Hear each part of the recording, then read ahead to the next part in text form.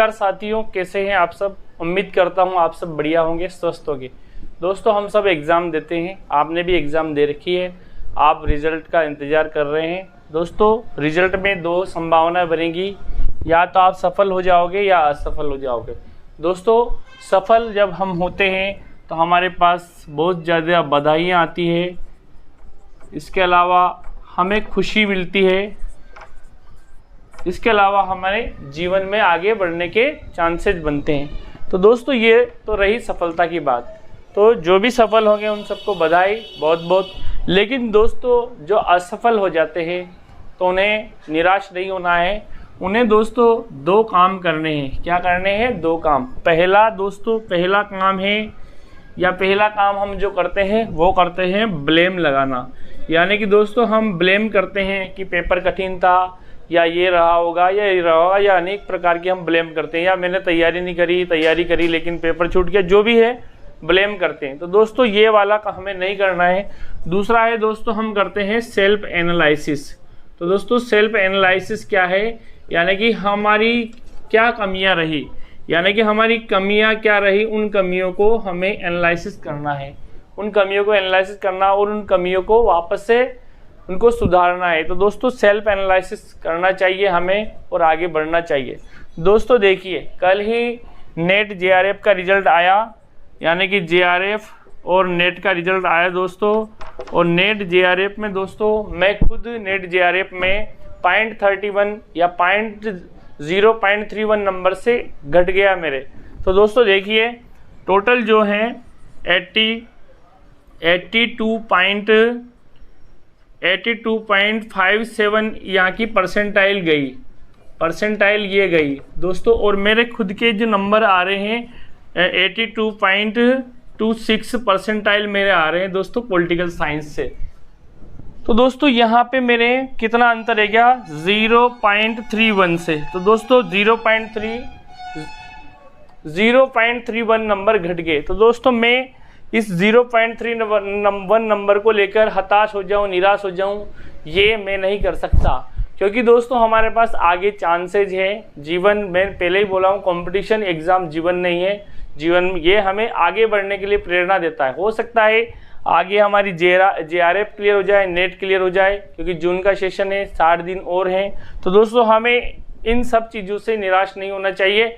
अगर हम सक्सेस हो जाते हैं बहुत बढ़िया है, लेकिन दोस्तों हम कम से कम मेहनत तो करें। मेहनत करेंगे तो हम सक्सेस जरूर होंगे। हो सकता है एक आध नंबर से या पॉइंटों से रह गए, जैसे मैं 0.31 से रह गया, तो कोई बात नहीं, अगली बार ट्राई करेंगे। क्योंकि दोस्तों निराश होने से, हताश होने से, दिमाग पर स्ट्रेस लेने से कुछ भी होने वाला नहीं है।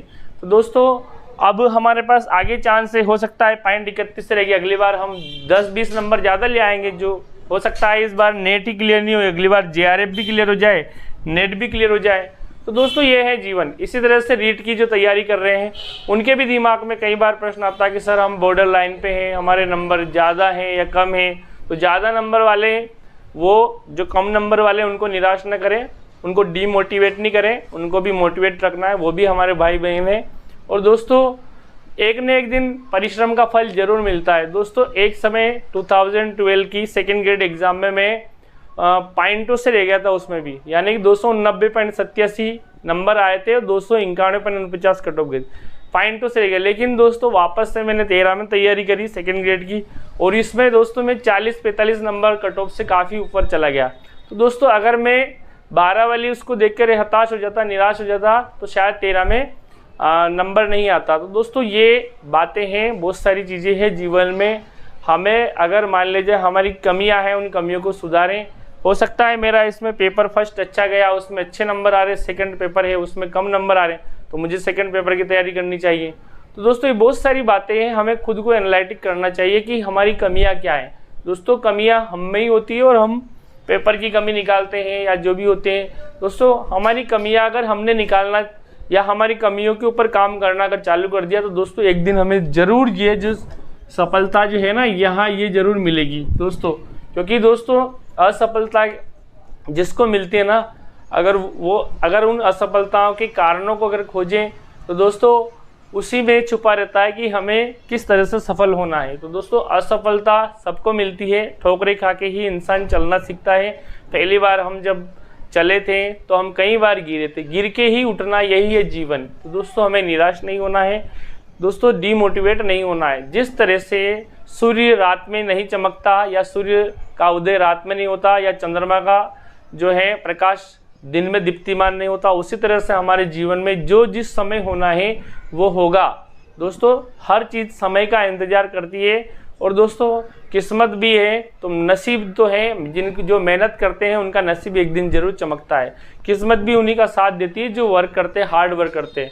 तो मैं तो दोस्तों आपको एक ही बात बताऊंगा, हार्ड वर्क इज की ऑफ सक्सेस, यानी कि कठिन परिश्रम ही जो आपकी सफलता का एक आधार स्तंभ है और एक न एक दिन आप सफल जरूर होंगे, आपने कठिन परिश्रम किया है।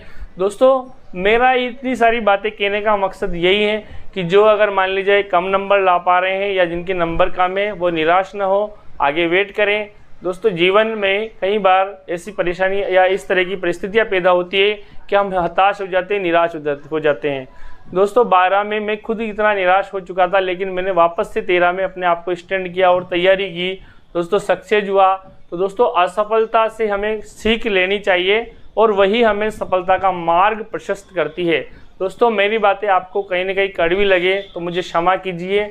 और दोस्तों मेरा मकसद आपको डिमोटिवेट करना नहीं, आपको मोटिवेट करना है, आपको सफलता की सीढ़ियों के ऊंचाइयों तक छूना या आप छुएं, ऐसा मैं चाहता हूं। दोस्तों सभी बच्चों को बहुत बहुत बधाई, आपने देखा। धन्यवाद दोस्तों।